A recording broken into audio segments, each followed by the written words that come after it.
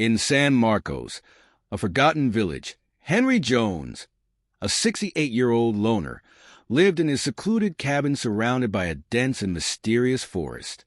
His peaceful routine was shattered when a piercing sound cut through the sky, followed by a blue flash that illuminated the surrounding trees. "What the hell is that?"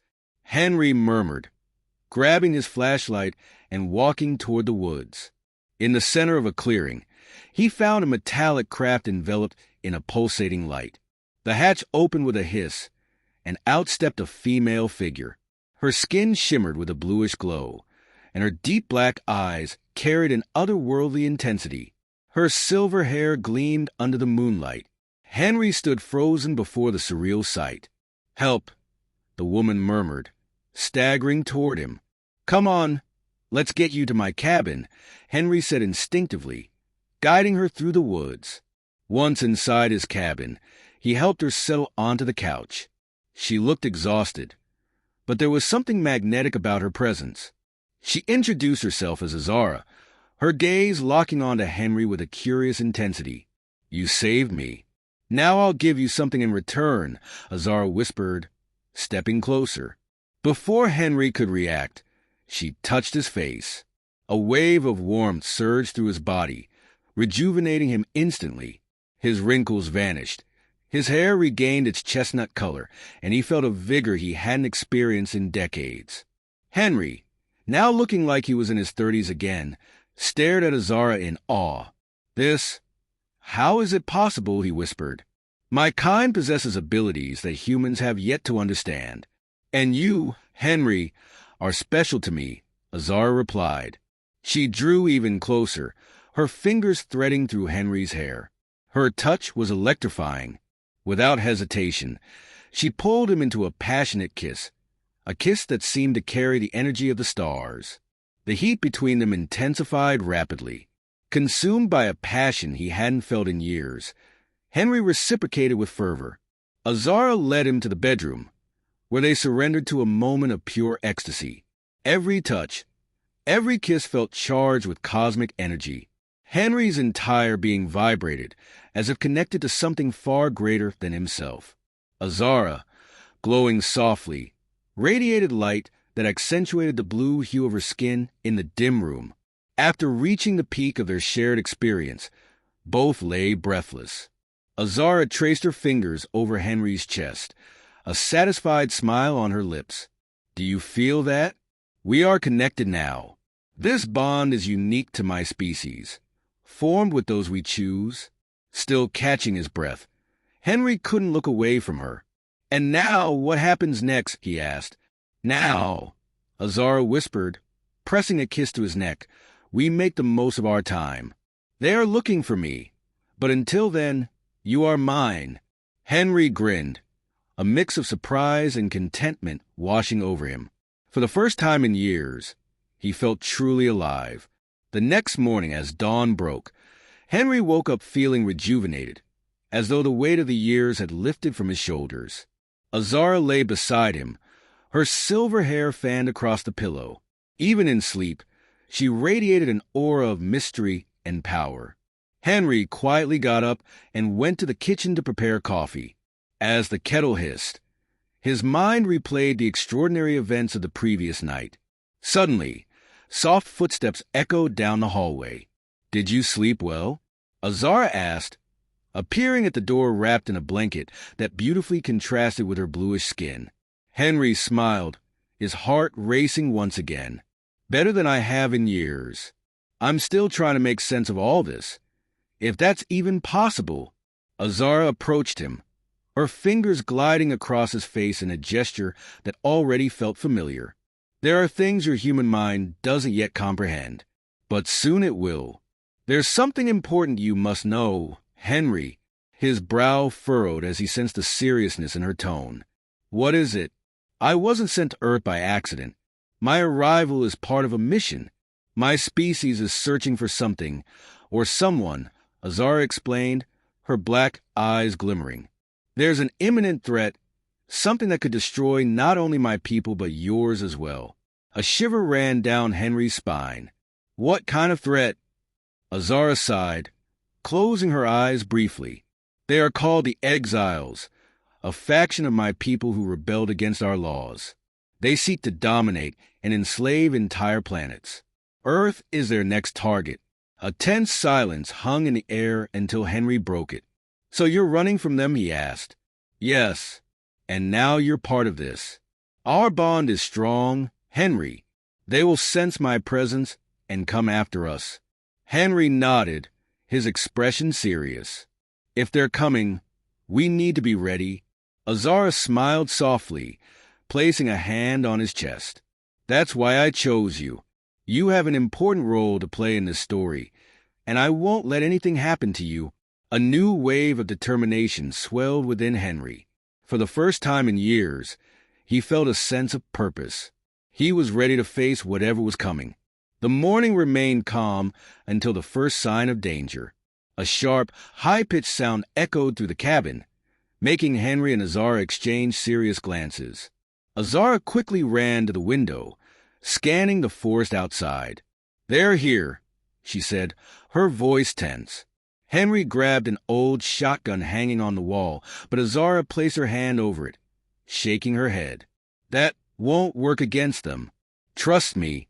Before he could argue, a beam of light cut across the sky, painting the forest in a blood-red hue. 3 humanoid figures descended from a hovering ship above the trees.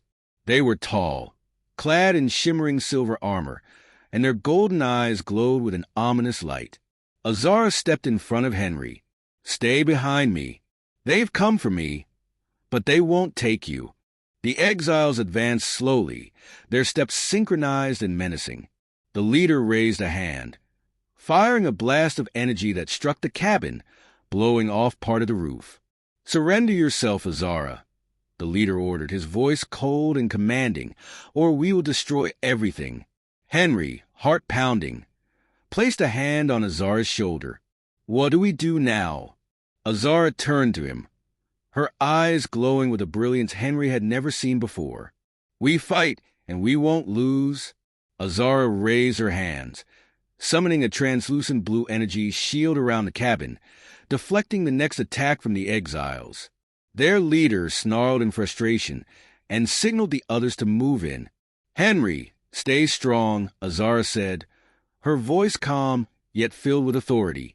"You have to trust me."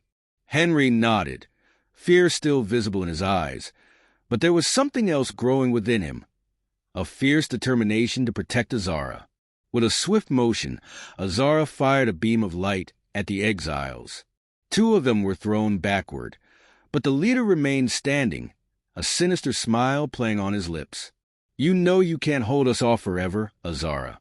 Surrender, and we'll spare the human," the leader said, his voice echoing with a metallic resonance.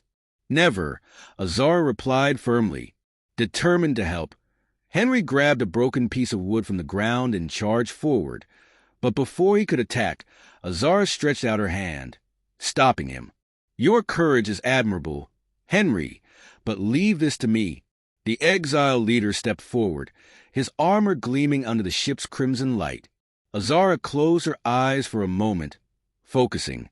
When she opened them, they glowed with an intense blue light. "It ends now," she said, unleashing a powerful blast of energy directly at the leader's chest. The beam struck the exile leader with a deafening boom, sending him crashing to the ground. Henry covered his ears as the earth trembled beneath his feet. When the dust settled, the leader lay motionless, but the remaining 2 exiles stood their ground, ready to attack. "They won't stop," Azara said, her voice low and filled with an almost supernatural resolve. "But neither will I." One of the exiles raised his hand to launch another assault. Before he could fire, Henry stepped forward, standing beside Azara. "If we're going to fight, we'll fight together," he said. Azara looked at him with admiration, a smile forming on her lips. "Henry, you're more than I ever expected." With a swift motion, Azara took Henry's hand, and a new wave of blue energy enveloped them both. The exiles hesitated, visibly startled by the growing power radiating from the duo. "Get ready," Azara murmured. "We'll end this together." In perfect synchrony, they unleashed beams of light toward their enemies, creating a dazzling display of energy that illuminated the entire forest. Explosions echoed through the night, shaking the trees until silence finally returned. Breathing heavily, Azara and Henry exchanged glances. Henry could hardly believe what had just transpired. "We did it," he whispered. Azara stepped closer, gently touching his face. "Yes, we did. But the danger isn't over. More of them will come." Henry nodded, squeezing her hand firmly. "Then we keep fighting. Together." Azara smiled. Together, with the exiles defeated and calm temporarily restored, they knew they couldn't remain in San Marcos for long. The recent events had left a lasting mark on the small village, and rumors of lights and explosions were already spreading. "We need to disappear," Azara said, glancing at Henry as they walked along a deserted road at dawn. "If we stay here, they'll find us again." Henry agreed, though his heart ached at the thought of leaving the cabin he had called home for so many years. "Where do we go?" Azara placed a hand on his cheek, a gesture that had become an affectionate habit. "There's a large city called Mendoza in Argentina. We can start fresh there. And I have an idea." Henry raised an eyebrow, intrigued. "What idea?" Azara smiled, her expression full of confidence. "When I rejuvenated you, I realized I can direct my power. I can change my own appearance. If I look human, we can live among them without attracting attention." Henry was surprised, but knew by now that nothing about Azara truly surprised him anymore. "Let's do it," he smiled, touching her hand.